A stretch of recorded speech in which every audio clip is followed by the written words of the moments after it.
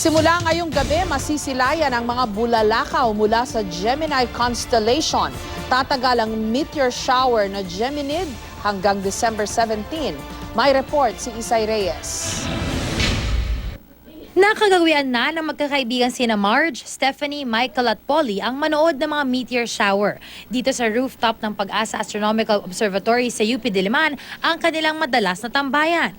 Para ka pong kumukonect sa heavens or something na ganyan. So, hindi po kayo lahat sabay-sabay makakakita ng isang meteor, ganyan. So, parang sa sobrang random and bilis niya rin po, parang sobrang saya lang po talaga nakita mo something na rare. May game pa nga po kami. Paramihan binibilang namin kung ilan nakita namin buong gabi.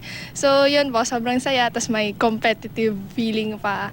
Pero pag hindi naman nakakita, Si Stephanie nga, tila nagaluhan ng mga bulalakaw nang bigyan siya ng libreng meteor shower noong araw mismo ng kanyang debut noong Agosto. Iba po yung feeling kapag nakita ka ng meteor. Tapos parang medyo iba rin yung feeling ko kasi parang on my birthday itself na parang ang special ko. Mula ngayong gabi hanggang sa December 17, pwedeng makita ang Geminids. Ito ang meteor shower na mula sa constellation ng Gemini. Ito raw ang pinaka-inaabangan sa lahat ng meteor shower sa isang taon dahil sa dami ng posibleng makitang shooting stars. Ibinahagi pa ng barkadang ito ang kanilang mga litrato noong nakaraang taon habang nanonood ng Geminids. Hindi po tulad sa iba, dito pa talaga marami nakikita. Kapag malalim na po yung gabi, kasi nasa taas na rin po yung radiant.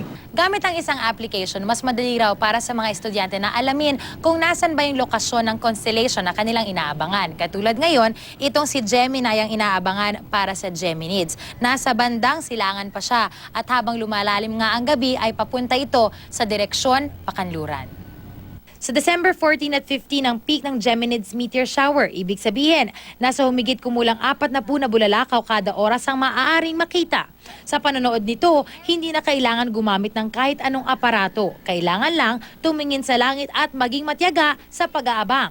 Ang dalawang magkatabing maliwanag na bituin ang palatandaan ng Gemini, kaya't kung nasaan ito, doon din magmumula ang meteor shower. Every December, Geminids every month, mayroon naman tayong mga meteor shower na yan. Kaya lang, tinatawag natin hindi sila spectacular kasi. Sa mga matitiyaga, maaaring makita ang meteor shower kapag dumilim na ang kalangitan hanggang sa bago sumikat ang araw.